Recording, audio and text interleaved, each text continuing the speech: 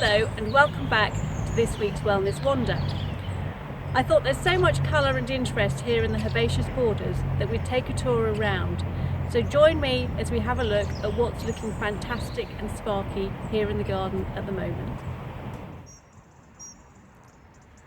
For this week's Wellness Wander, I thought we would indulge in some fire and spark provided by a host of herbaceous plants and our island beds. But before we start, I'm just going to divert to take in these wonderful toadstools. So this is the magpie ink cap. Beautiful in its prime, but quite a contrast to this sublime scene that you can see here before me. So in the foreground of our herbaceous borders, you can see the reliable favourite sedum autumn joy, which continues to give interest and colour right through to the frosts. And then as a backdrop to it, the vibrant blues of Aconitum carmichaelii Kelmscott. And as we wander along past the border, indulging in this great kind of cacophony of texture and colour, we can enjoy the soft fronds here of Pennisetum macrorum, which tower above the deep purples of Salvia nactivlinda, which here nestles amongst Pennisetum orientale, this wonderful arching graceful grass which grows and contrasts fantastically here.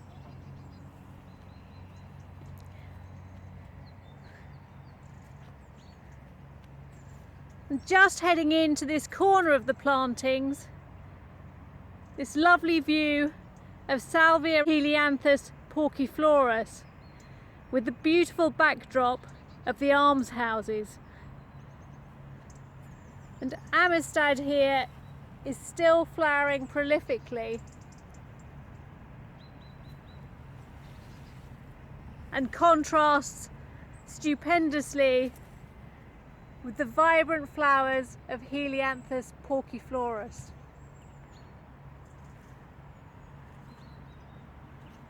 The borders here are planted in a very traditional style. So you'll find that the plants at the front are lower growing and everything in the middle almost peaks to provide height and splendour, towering above surrounding plantings.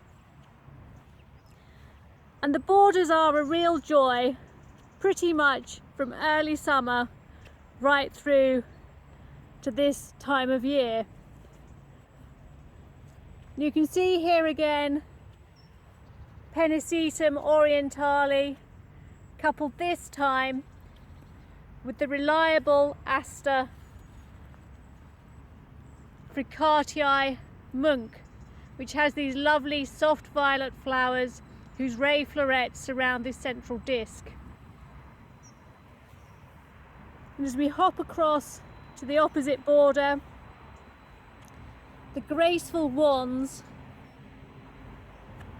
of Panicum virgatum Shenandoah. Very graceful grass.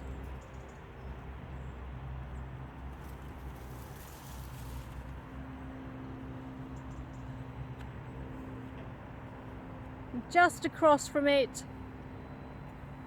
the delightful form of Leucanthemella serratina, which really does provide brilliant value for this time of year.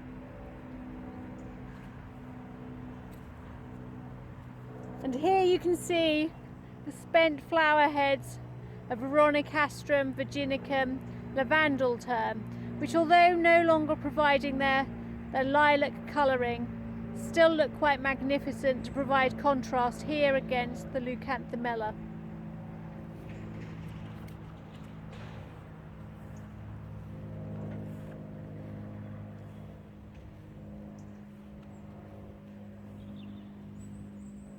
And we'll just take a moment to pause and take in this vibrant scene. And you can see here the form of the bed is magnificent.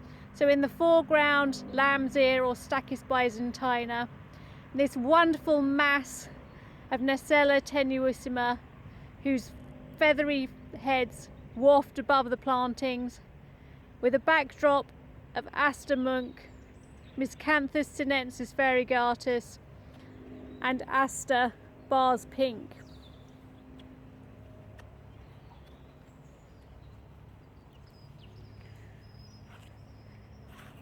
And the plantings now are a real crowd pleaser.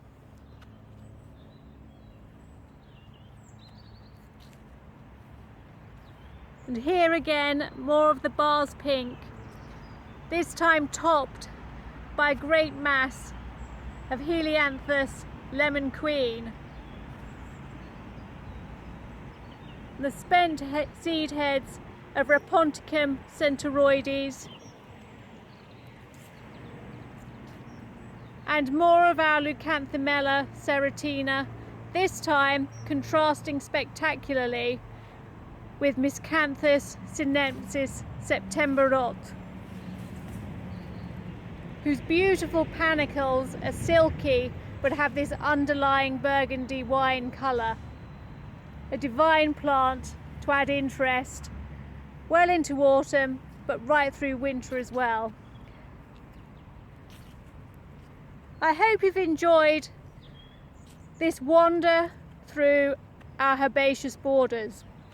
I'm sure that you'll agree that there's plenty here to whet the appetite and brighten a slightly overcast October day.